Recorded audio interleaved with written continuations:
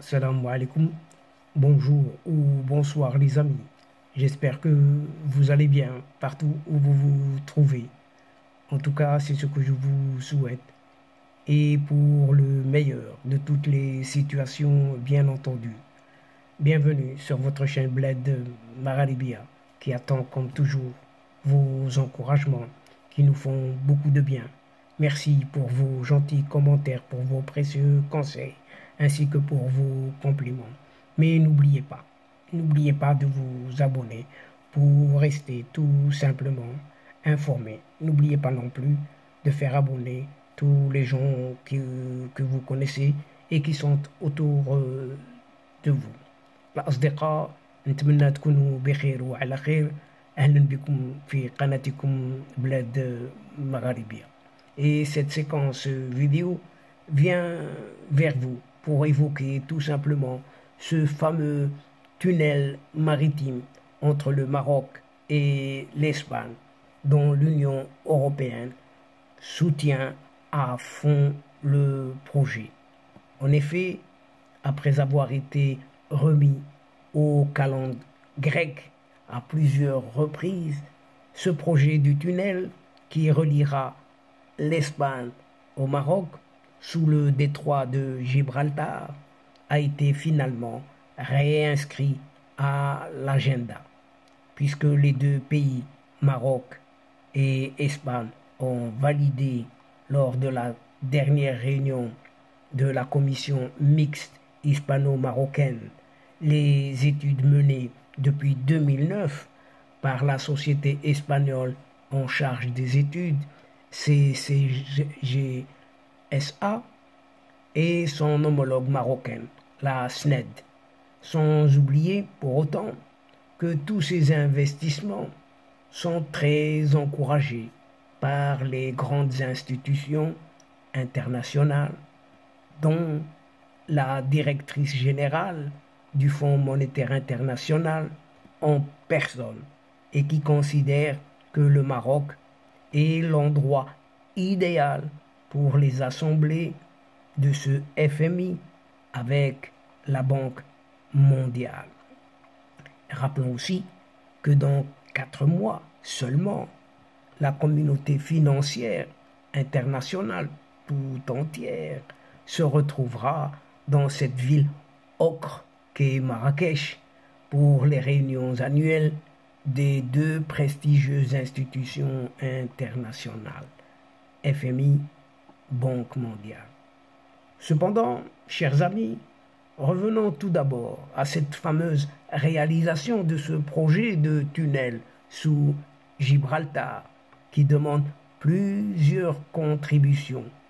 Et c'est dans ce cadre que, cette fois-ci, c'est au tour de l'Union européenne qui a décidé d'intervenir en accordant un financement de 2 300 000 € à Madrid pour peaufiner les études sur la faisabilité de ce projet. Et l'Union européenne rejoint ainsi un bon nombre de pays qui considèrent ce projet d'un grand intérêt stratégique, étant donné qu'il va relier 2 continents, à savoir l'Afrique et l'Europe.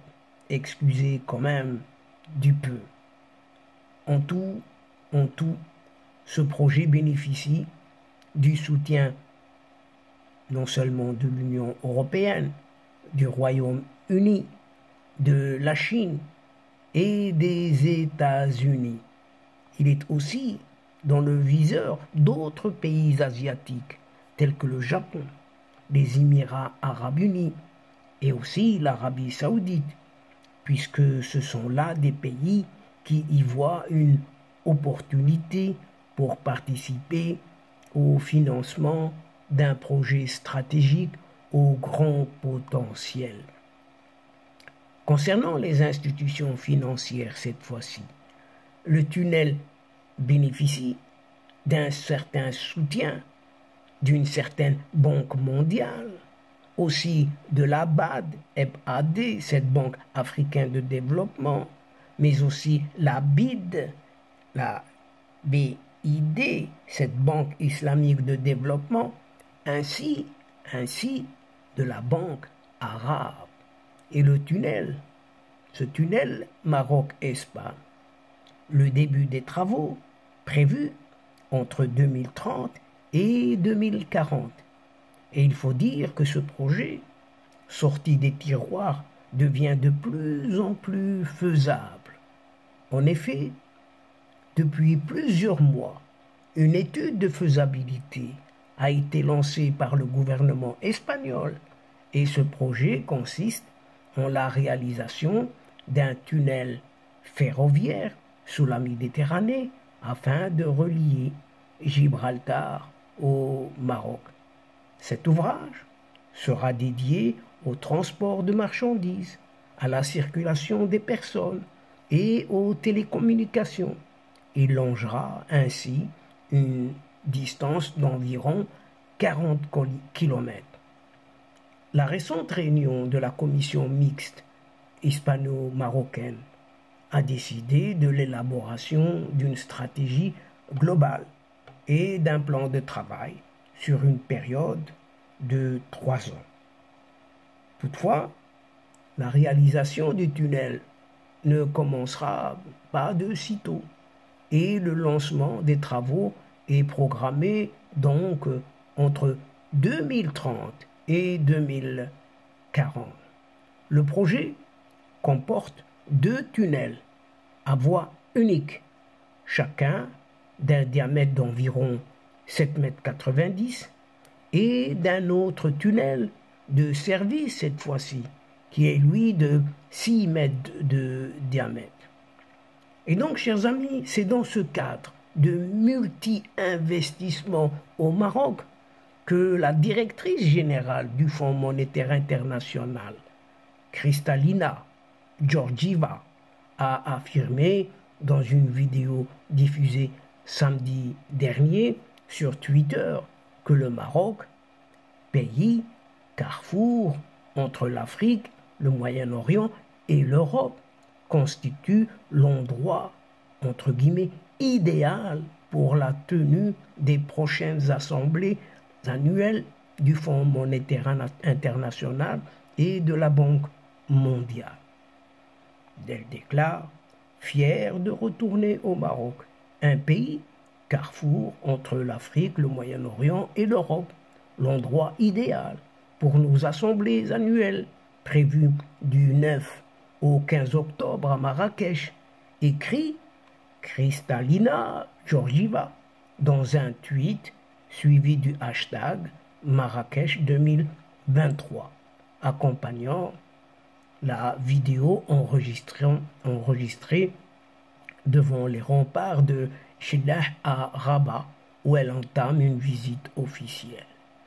Kristalina Georgieva a rappelé que dans 4 mois, la communauté financière internationale se retrouvera dans la ville ocre, à savoir Marrakech, pour les réunions annuelles des 2 institutions internationales. Je ne peux penser à un meilleur endroit.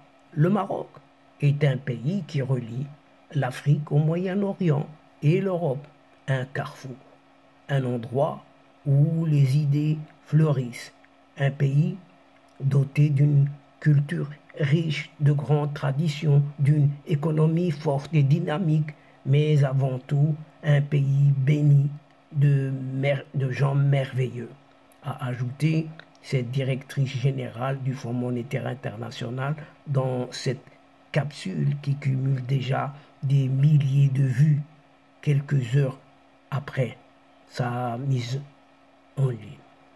Ces réunions rassemblent une semaine durant des gouverneurs des banques centrales, des ministres des Finances, des représentants du monde universitaire, des chefs d'entreprise, des parlementaires, des membres d'organisations de la société civile et des journalistes pour débattre de questions d'envergure dans les perspectives économiques mondiales, la stabilité financière, l'éradication de la pauvreté, la croissance économique inclusive et la création d'emplois, outre les changements climatiques, etc., etc. La liste est tellement longue. Et l'édition de Marrakech, une première dans la région MENA, Moyen-Orient, Afrique du Nord, marque le retour de ces assemblées en Afrique après celle tenue pour la première fois à Nairobi au Kenya il y a déjà 50 ans. Pour les hauts responsables du Fonds monétaire international et de la Banque mondiale, ces assemblées mettront en avant le rôle important dont s'acquitte le Maroc vis-à-vis de la communauté internationale en offrant le cadre idoine pour discuter des défis posés à la région et au monde entier à un moment crucial de l'économie mondiale. Près de 14 000 délégués, tout de même issus de quelques 189 pays membres de ces deux institutions, FMI et Banque mondiale, sont attendus à l'occasion de ce rendez-vous d'envergure qui se tient principalement à Washington et tous les 3 ans dans un pays membre autre que les États-Unis. Voilà pourquoi, sans nul doute, toutes les raisons qui font que cette région d'Afrique du Nord attire de plus en plus non seulement ces colloques et ces assemblées, mais aussi tous ces investissements en ces derniers temps. Et donc, chers amis, mesdames et messieurs, nous sommes arrivés tout doucement à la fin de cette séquence et avant de vous fixer un autre rendez-vous à une prochaine fois, Inch'Allah, en vous retrouvant avec un immense plaisir et comme d'habitude, bien sûr, n'oubliez pas de vous abonner et de faire abonner tous les gens que vous connaissez et qui sont autour de vous, tout simplement pour recevoir les toutes dernières séquences vidéo de votre chaîne, tout en vous remerciant bien sûr pour votre participation, pour votre fidélité, de nous suivre jusqu'au bout de ces séquences. Mais n'oubliez pas de partager, toujours partager à volonté, mais vraiment partout, faites-le, partout où vous êtes et où vous pouvez le faire. Partagez, toujours partagez. الأصدقاء أعزاء وصلنا إلى نهاية هذه الحلقة وقبل موعد مرة أخرى إن شاء الله مرة القادمة إن شاء الله لا تنسوا الاشتراك في لتصلكم الفيديوهات أخرى قناتكم مع شكركم على مشاركتكم للمتابعة ولا تنسوا مشاركتكم أينما كنتم. Chers amis, le moment est juste arrivé pour que je puisse vous dire au revoir les amis et à la prochaine fois, Inch'Allah. الأصدقاء السلام عليكم ورحمة الله وبركاته. مع السلامة.